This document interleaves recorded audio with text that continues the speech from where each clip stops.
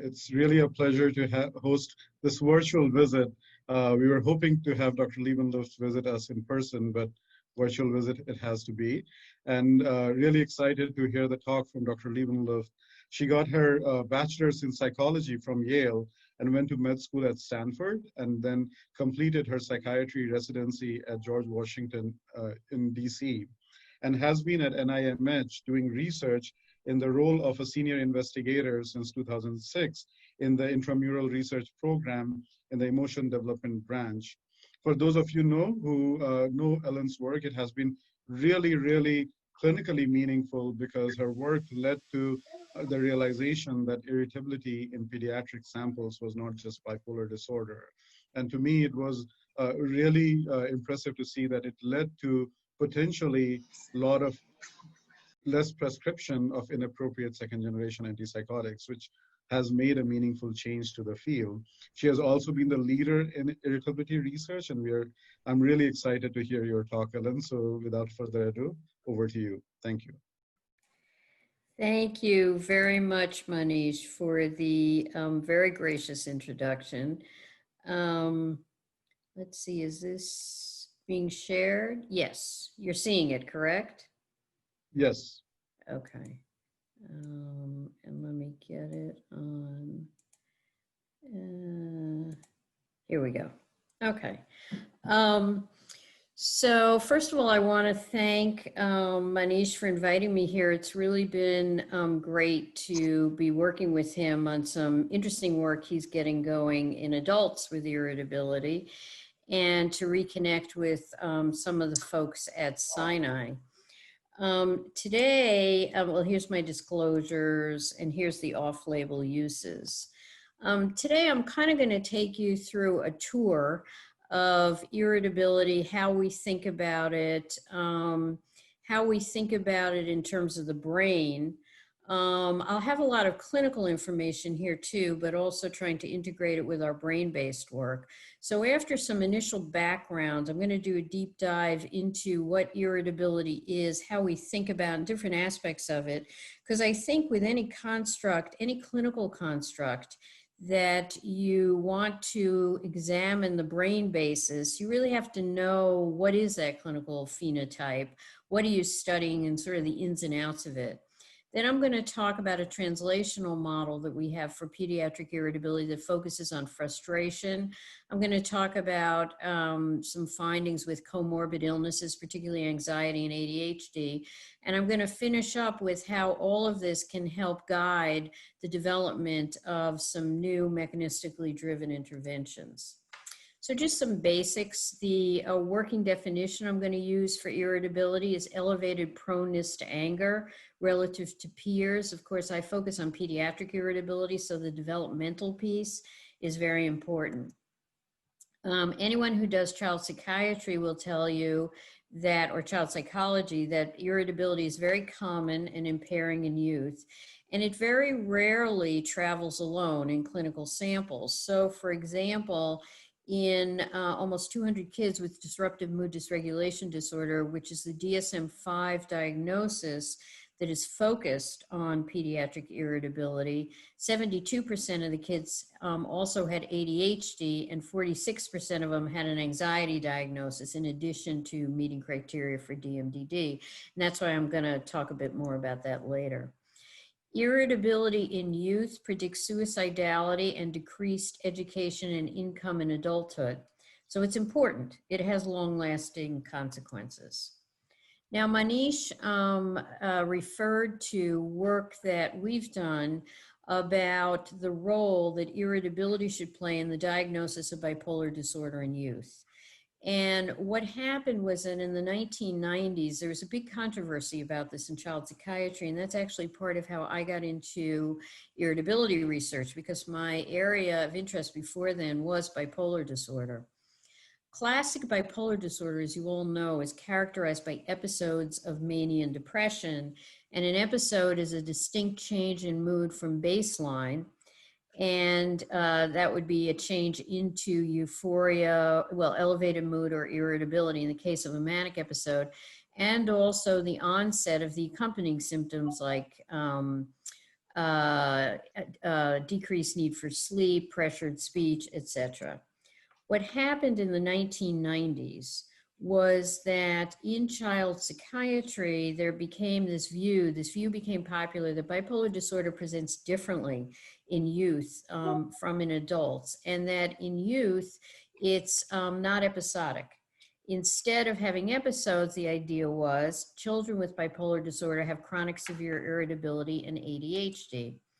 Now, the issue here is that chronic severe irritability and ADHD is way more common in kids than is classic bipolar disorder. So what happened was that the prevalence of bipolar disorder in kids at this point skyrocketed. So people started doing research, and a fundamental question is as follows.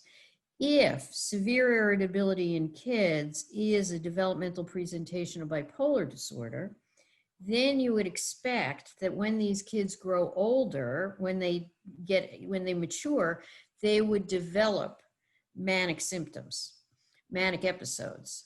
But in fact, that isn't what happens. So longitudinal studies found that irritability in youth predicts later unipolar depression and anxiety. It predicts an increased risk for later depression and anxiety, not for bipolar disorder. And in fact, this had a lot of important treatment implications, again, as Manish mentioned, because as you know, bipolar disorder is a relative contraindication for the use of stimulants and SRIs. But if you think that bipolar disorder is more severe irritability, which is related to depression and anxiety, and related longitudinally to depression and anxiety, and if you also think that it's often associated with ADHD, then you'd want to be using SRIs. You'd want to be using stimulants. So this really mattered in terms of how to treat the kids. And I'll talk a little bit more about treatment, but there is some evidence that in kids with ADHD who are irritable, that stimulants may decrease the irritability. So rather than stimulants making them worse or having more quote unquote manic symptoms, in fact, stimulants can decrease the irritability.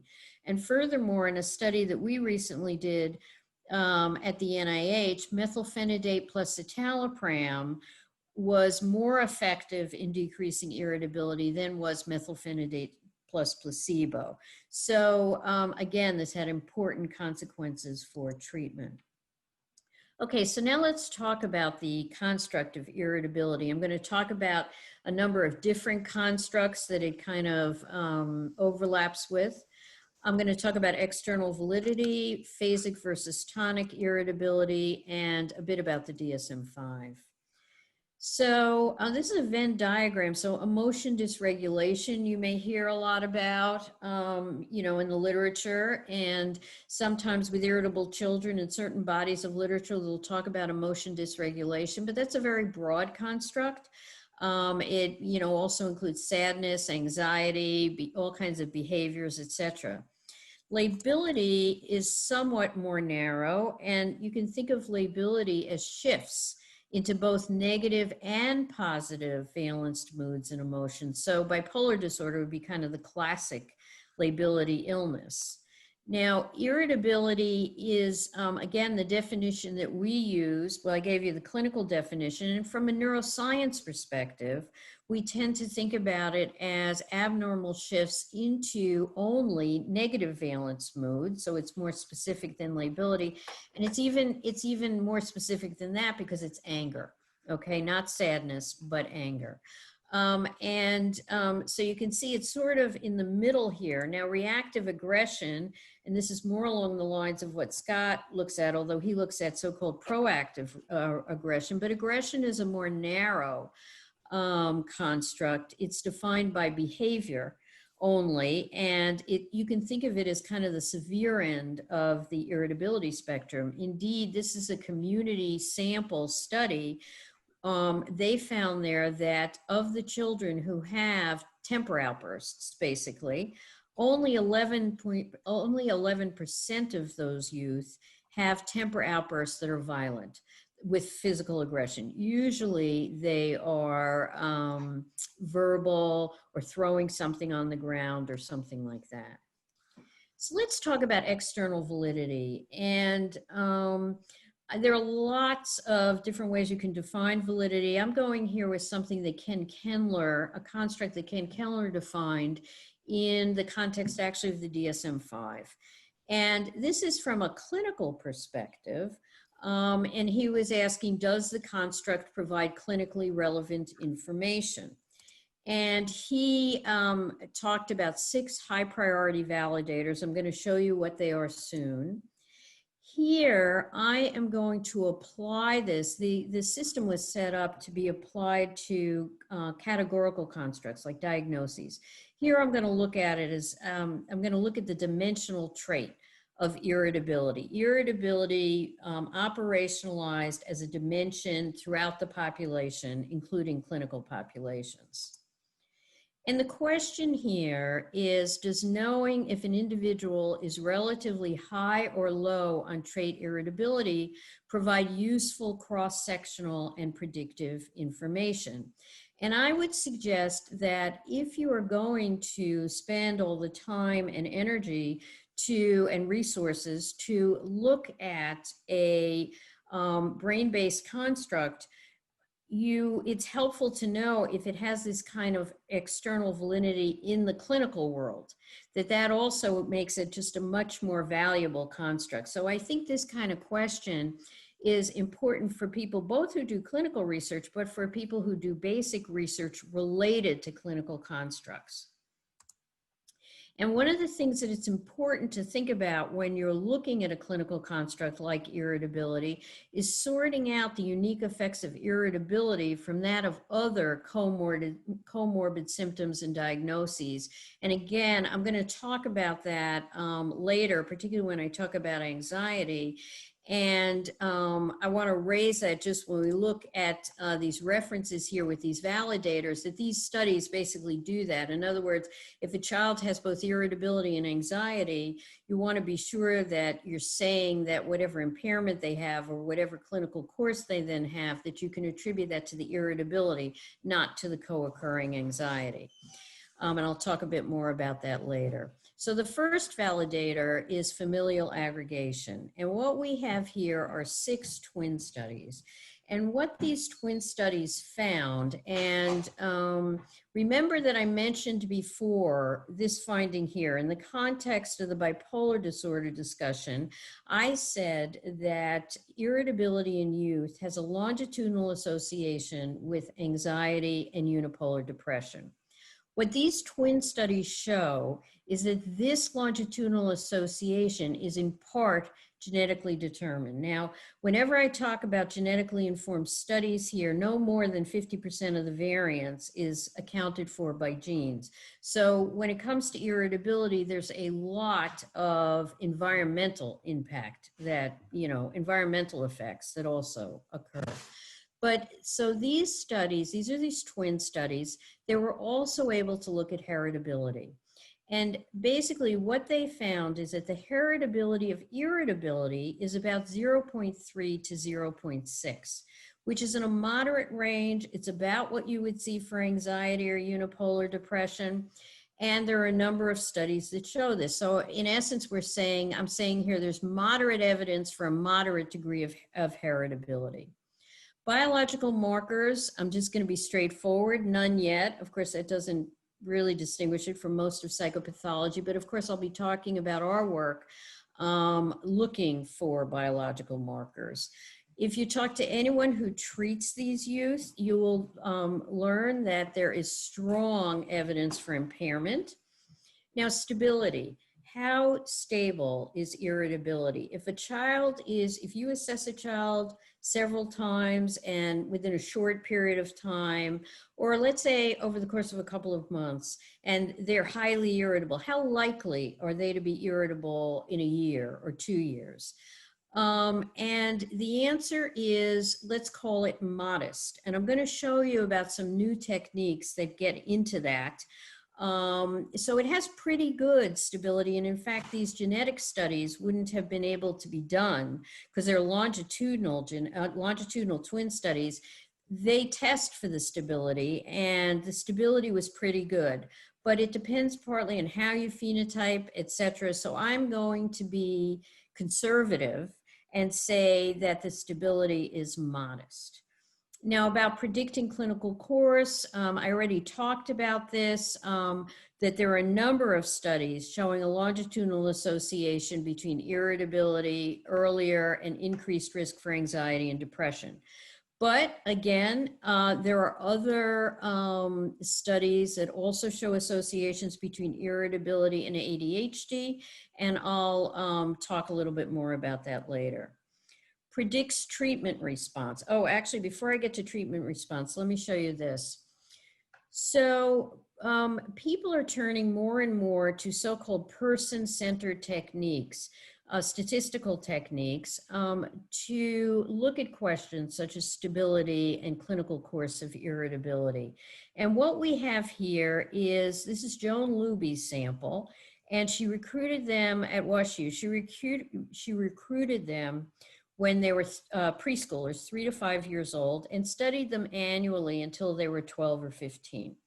And it's a sample that's enriched for preschool depression.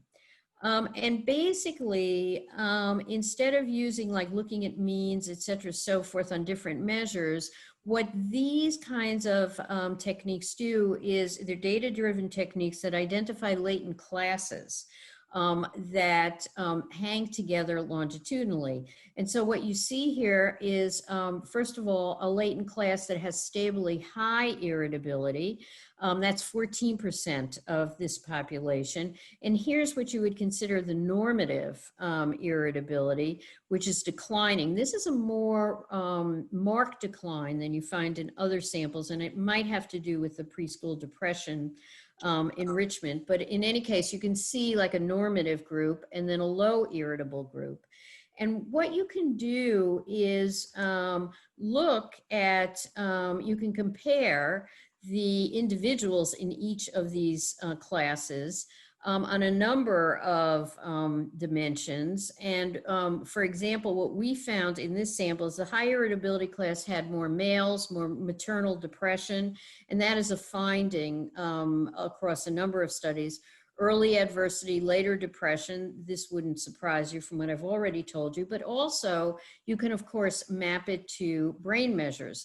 And there was longitudinal structural imaging. And here we found increased cortical thickness in these regions in the high irritability class. Now, I'm not really showing this to you to sell you on this particular finding. I will, to be honest, the structural MRI findings in irritability have been somewhat underwhelming, I would say, thus far, though like a lot of things, it's getting more sophisticated, but more to show you that you'll be seeing more of these kinds of statistical techniques to really look at irritability. And then finally, predicts treatment response. And Manish has published a bit here in adults about irritability treatment with SRIs and the association between irritability and suicidality. I'm calling this only suggestive because there really is not a lot of literature, and I'll have more to say about that later. Okay, so there's a new, partly because of the bipolar disorder controversy, there is this new diagnosis, somewhat controversial, in DSM-5 called disruptive mood dysregulation disorder, or DMDD. And just to briefly tell you that the criteria, it requires severe recurrent temper outbursts, and this is, of course, a synopsis, inconsistent with a situation or developmental level, occurring at least 3 times a week. And this language may be familiar to those of you who diagnose major depression, because it's modeled after that. For major depression, it talks about how the patient's mood has to be sad, sad basically, or anhedonic most of the day, nearly every day, observable by others. Here, that's adapted, same language, but angry or irritable. And that's the clinical definition of irritability. It has to be present for more than 12 months in more than 2 settings. But what I want to talk about here is those 2 first criteria, that it includes temper outbursts, and it also includes this chronically grumpy, angry mood between outbursts. So when we think about irritability, we think about heterogeneity within it.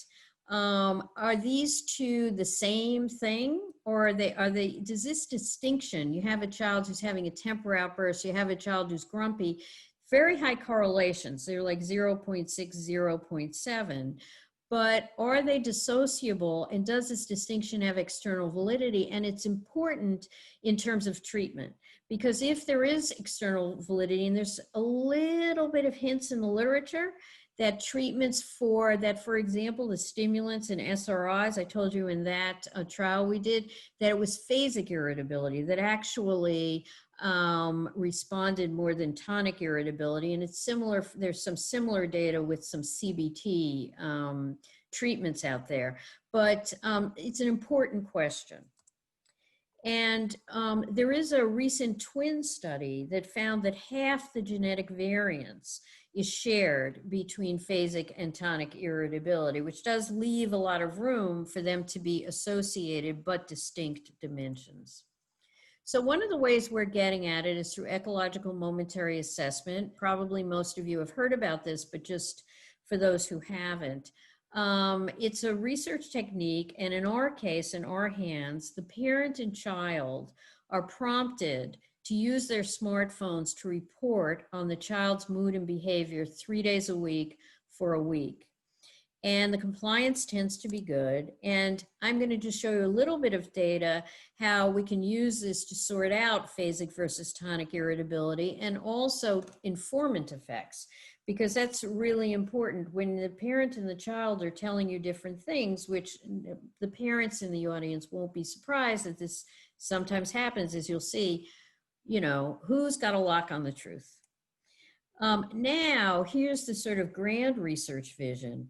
I'm only going to focus just on this, but the ultimate goals are much broader in terms of relating temper outbursts to sleep and context, pairing the this self-and-parent report with remote physiology, actigraphy, SCR, you know, skin conductance, heart rate variability, all of these can be measured remotely, and trying to put all that data together in real time to predict a temper outburst.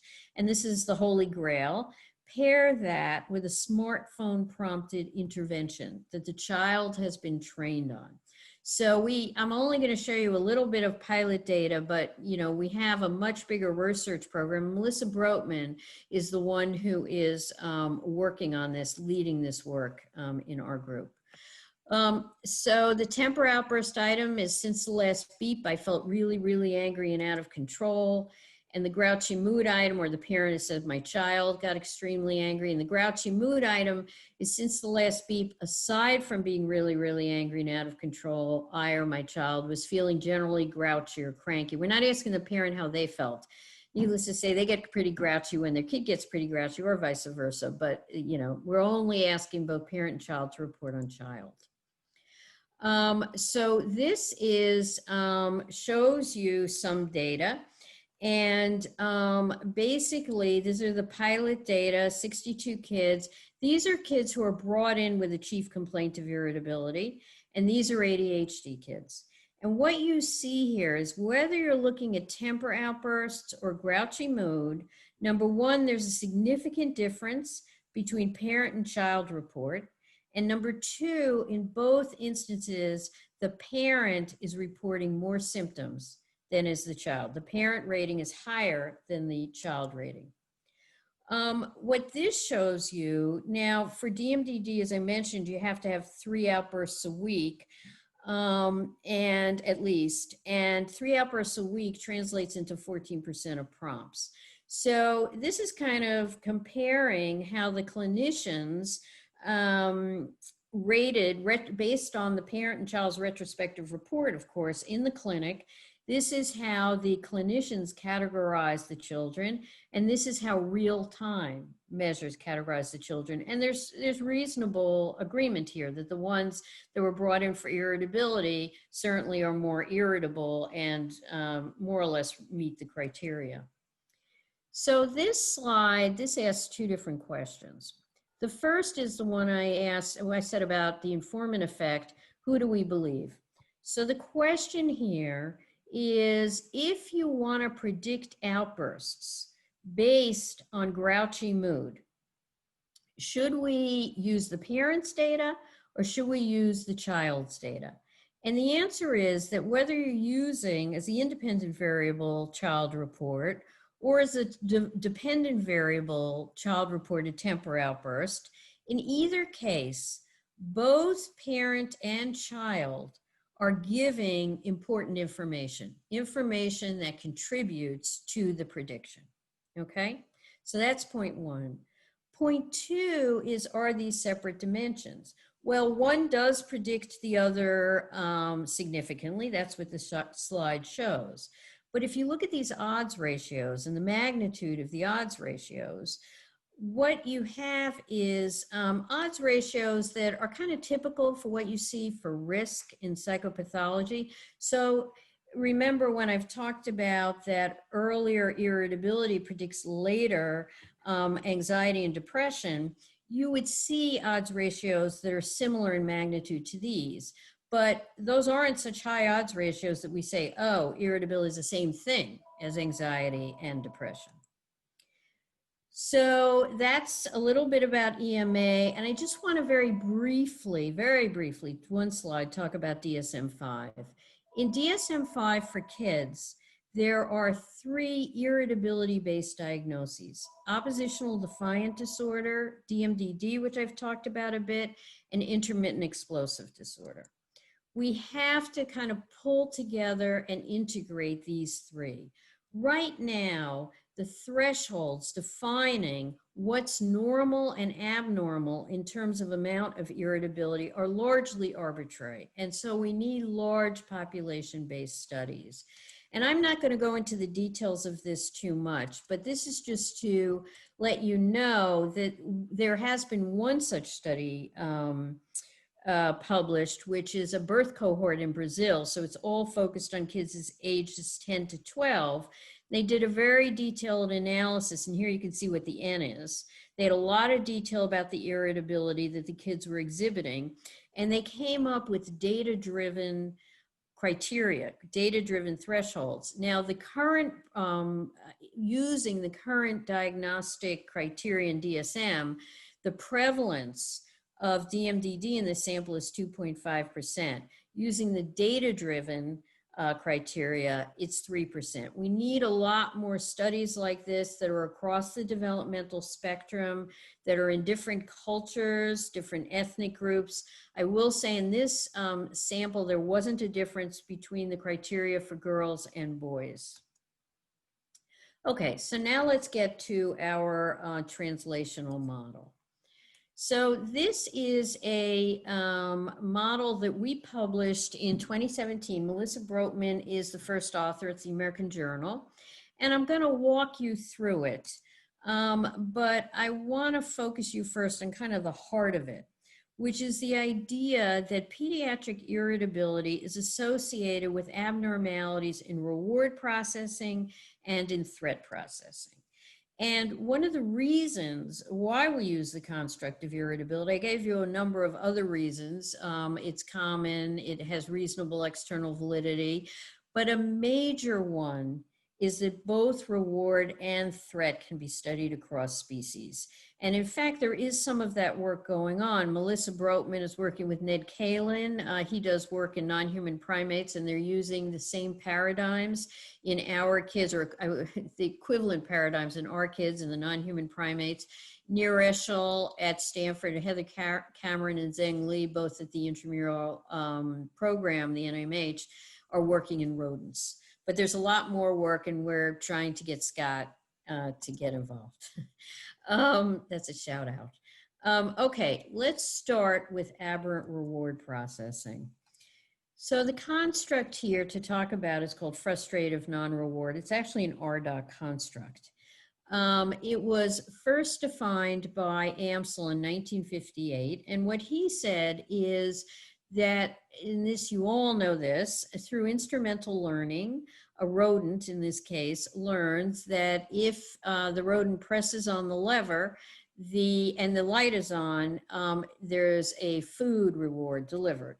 But in the frustration paradigm, what happens after the rodent's been conditioned is that the paradigm changes, there's no more reward. That induces what Amsel called an emotional state of frustration, and that's associated with increased motor activity and aggression.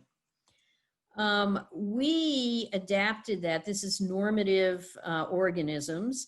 We adapted that to irritable youth. And we said that an irritable youth could have deficits in instrumental learning, either in the content of instrumental learning. So, for example, the parent unwittingly may be rewarding maladaptive behavior, rewarding temper outbursts, or in the process of instrumental learning, the child may have deficits in instrumental learning.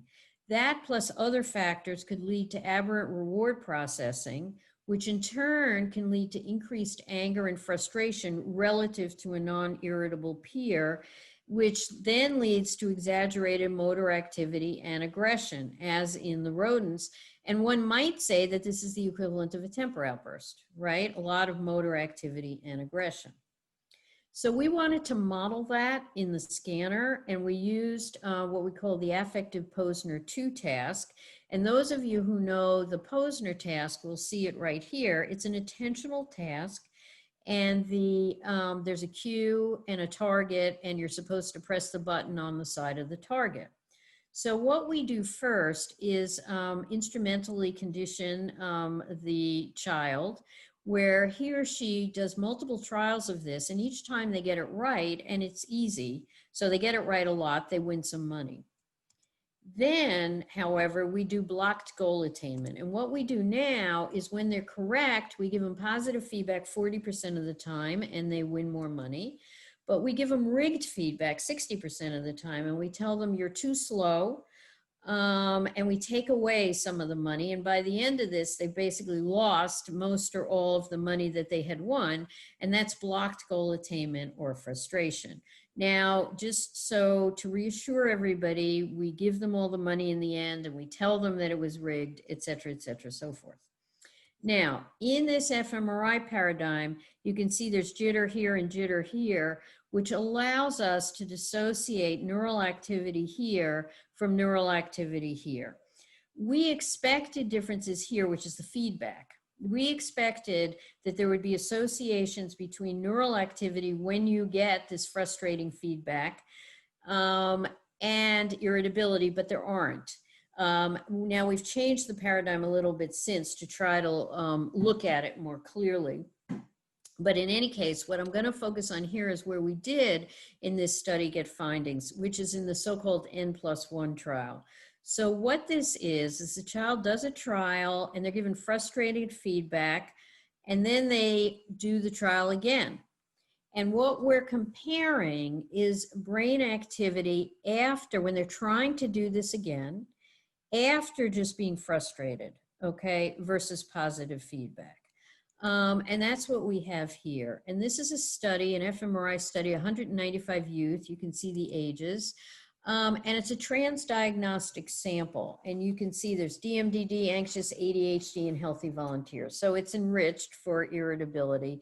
And we're looking at irritability, anxiety, and we're co-varying for, we're looking at irritability and age, and we're co-varying for anxiety and ADHD. And what you see here, and there's a similar pattern in the striatum. I'm not going to show you those data, but it's a similar association. The more irritable the child is, when they are doing the task and they have just been frustrated, the more irritable they are in the outside world. This is a trait irritability. You have an irritable child, they've just been frustrated, they're in the scanner, they're trying to do the task again. The more irritable they are, the more activity there is in the ACC and the DLPFC, okay? It's a little bit surprising. You might think that the more irritable you are, that you have less ability to engage PFC. And there are a number of reasons that this could be. These are the kids who are irritable, but they're able to make it through the task. They don't quit, which some kids do. They don't move too much when they're frustrated. They continue to do the task well. It could be that. We don't know. The first thing we're doing is replicating and doing some other studies to look at it. But this is fundamentally the finding. And it's moderated by age, not in all of those prefrontal regions, but in some of them. And the moderation by age is such that there's a pretty high correlation at 0.6 between irritability and signal change in the younger kids. But it's no longer significant when you get older. So this is something that is particularly prominent with the younger kids, although again, there isn't an age effect across the PFC, only in certain regions. Now, our ongoing fMRI work, so we're replicating that. We use other frustration paradigms because when you're studying any construct, any paradigm has its pluses and its minuses. So we're using a number of different paradigms, and then we should be able to derive latent variables that consist of brain measures that are associated with irritability across paradigms. So we've got two other frustration paradigms going. You'll notice in the affective Posner, you always had non-frustration followed by frustration, leaving open the possibility of an order effect. So we have another paradigm where it's randomized. Frustration and non-frustration are randomized. You also remember that I said that the children may have a deficit in instrumental learning. So we have another task which asks the question, is irritability associated with instrumental learning deficits at baseline and or after frustration? So we're working with those. We also, and I actually have some pilot data from this that if we have time or people are interested, I could show you. That affective Posner task, we did resting state before it, 9 minutes of resting state pre and 9 minutes of resting state post. And the idea here is to test whether and how the resting state networks are reconfigured after frustration. And also to look at associations between that reconfiguration and irritability. We're using a network analysis to do that. And finally, remember that our model has threat and it has reward. Threat and frustration has both of those in it. And we have a sample which is scanned on both those paradigms, both a frustration paradigm and a threat paradigm. I'll show you a bit about this in a moment. But a sample of kids scanned on both a frustration paradigm and a threat paradigm. And using CCA, we're going to identify overlap and specificity of the threat and the frustration networks, because there isn't much known about how these two circuits interact in the brain. What are the canonical circuits and how do they interact? And also that'll allow us to look at individual differences. Are there some kids whose irritability is more associated with threat and others whose irritability is more associated with frustration? So this gives you an idea of an ongoing fMRI work. Of course, I mean, it's been slowed by COVID, but we're slowly getting kids in again to scan. Okay, comorbid illnesses. So first, let's talk about anxiety. Now, we talked here about aberrant threat processing. That's part of this model, right? Both irritable kids and anxious kids have abnormal threat processing. And you can think of both irritability and anxiety as being high arousal, negative valence responses to threat.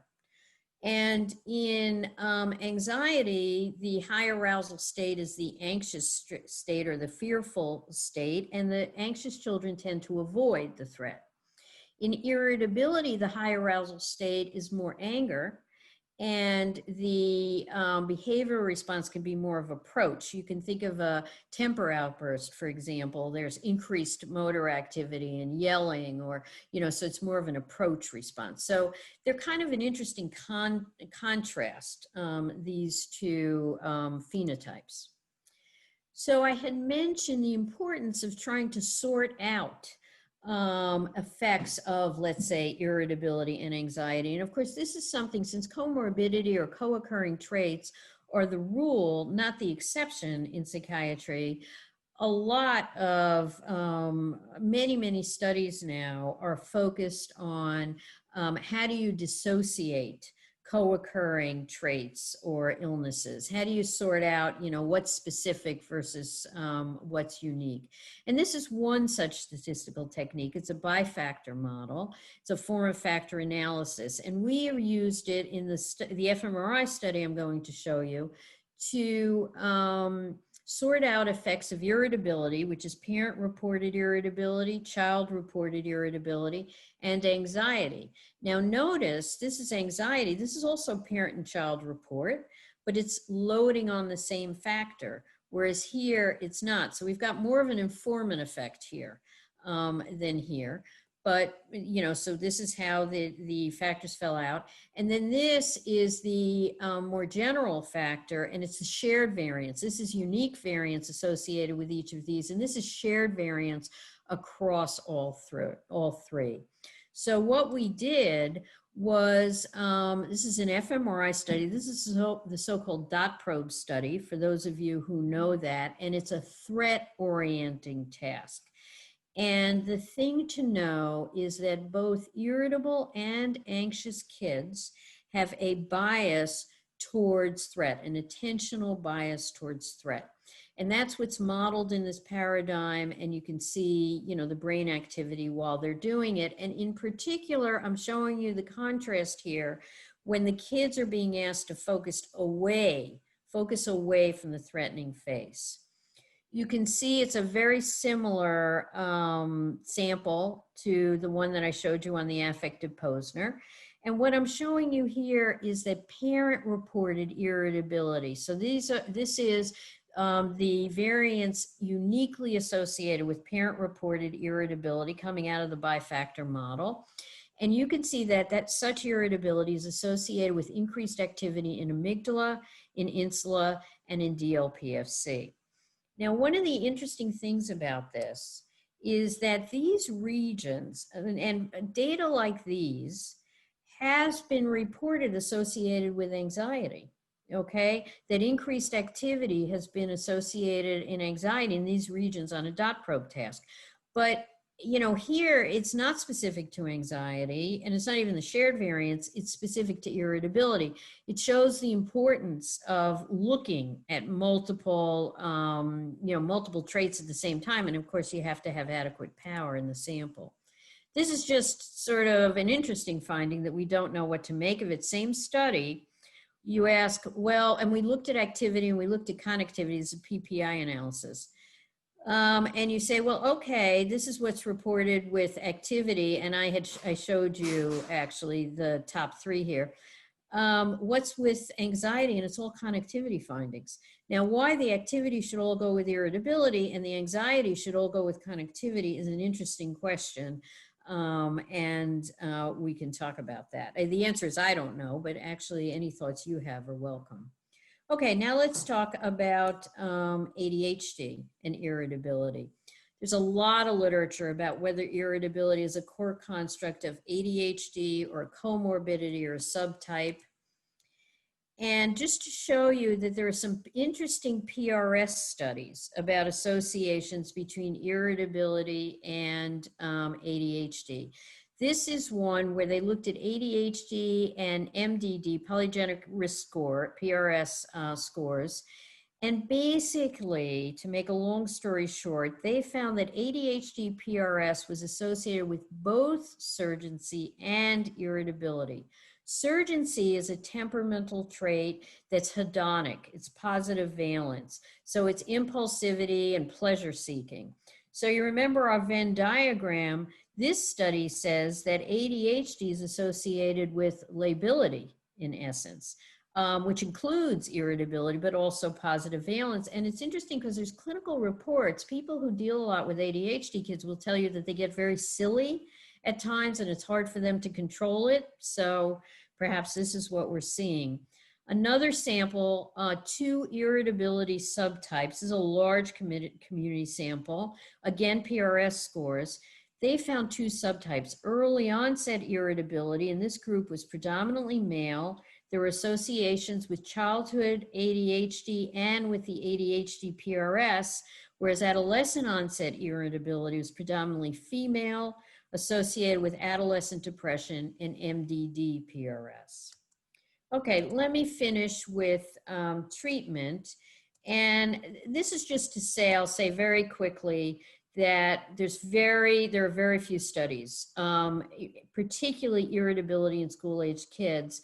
And as Manish mentioned, people have raised the possibility the lack of evidence-based treatments may contribute to the high prevalence of antipsychotic use in youth, because antipsychotics do dampen irritability. I mean, they're sedative and they do have some anti-aggressive effect, but of course, at a significant cost in terms of side effects.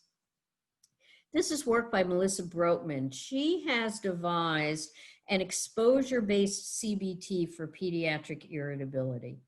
And those of you who know about exposure-based treatments for anxiety know that what happens is a child or adult is exposed to gradually more anxiogenic stimuli. And here it's very similar. The child is exposed to gradually more frustrating stimuli, either through role play or imagery, and it's tailored to what frustrates that child. And here's our model of how this might work. So you have this triggering stimulus, say a frustrating stimulus, and then you have the negative prediction error. And as you all know, negative prediction error can occur when you either get an unexpected punishment or you're expecting a reward and you don't get it. And part of the hypothesis here, and we're actually analyzing some data to look at this in the MID paradigm. So we are testing this. The hypothesis is that youth with irritability have an exaggerated negative prediction error. And that's associated with a very negative, aversive emotional state. And the temper outburst helps to terminate that emotional state, either because they get what they want or because the focus, it kind of reboots everybody's attention to whatever is going on with the outburst rather than the original NP to begin with. So the idea is that similar to anxiety exposure, the child learns through experientially, through repeated exposure, the child learns to tolerate this. And in this treatment, they're also taught cognitive control techniques so that they have a better inhibitory ability to stop the temper outburst. At the same time, there's parent training, and there's a lot of data on this with young kids, where you basically train the parents to not reinforce maladaptive behavior and instead reinforce adaptive behavior. And that is also part of this treatment here, the parent training. The design here is that everybody gets active treatment. It's kind of a quasi-randomized controlled trial. What's randomized is the duration of the baseline, but everyone's getting active treatment. But what's randomized is the start time. And the clinicians, we use EMA to see the outcome. And weekly clinical assessments. Here it is. And what I was going to say is the important thing is that the clinicians who are doing this assessments are blind to whether the child is in baseline or is getting treated. And we're also doing fMRI pre-post. Here, Melissa's work, there's 23 kids who have finished. She's actually recruited up to 40, which is what it's powered for. This is the first 23 kids. This is the baseline. And you can see the children's irritability is stable. This is the 6-week treatment, and you can see it goes down significantly. And this is 6-week follow-up when they're not getting any more treatment. They're just getting ratings, and you can see that they hold steady, actually. So this is my last slide. I'm just going to sum up, and then we should have time for questions. Chronic irritability is not diagnostic of pediatric bipolar disorder. Instead, it's pathophysiologically associated with unipolar depression, anxiety, and ADHD. I showed you reasonable and there's increasing evidence for its external validity of irritability. EME can be helpful, also in part looking at tonic versus phasic irritability. We need in the DSM to have empirically defined thresholds. We need that for a lot of places, but in particular, this would be a good place to sort of bring together these different diagnoses. Frustration paradigms show PFC, and I should say, and striatal dysfunction in irritable youth. It's essential to examine shared and unique mechanisms among irritability, anxiety, and ADHD. And I talked about a potential new intervention. Again, Melissa's work, exposure-based CBT. This is the translational model of gratitude. This is the team that leads the irritability work. I mentioned Melissa Katerina's a very talented staff scientist, did the threat work. She's also a graphic artist, so she's an artist actually. So if you think that the slides look good, she gets the credit. This is Lisa Collins, who is our child psychiatrist, extremely gifted. As many of you know, I've worked with Danny for many years, collaborating, and a lot of the work on anxiety, those are all his kids. Argyris Stringaris has been a major contributor to the irritability work. The postdocs, I want to particularly mention Wanling Tseng, who was a postdoc, is now at Yale, who did the affective Posner work. Our clinicians are postbacks and, of course, our patients. And with that, I will stop. And I will stop screen sharing. Okay. Thank you, Ellen. Such a wonderful talk. I think we'll open for questions. If anyone has, you can send it by chat, or you could just unmute yourself and ask questions.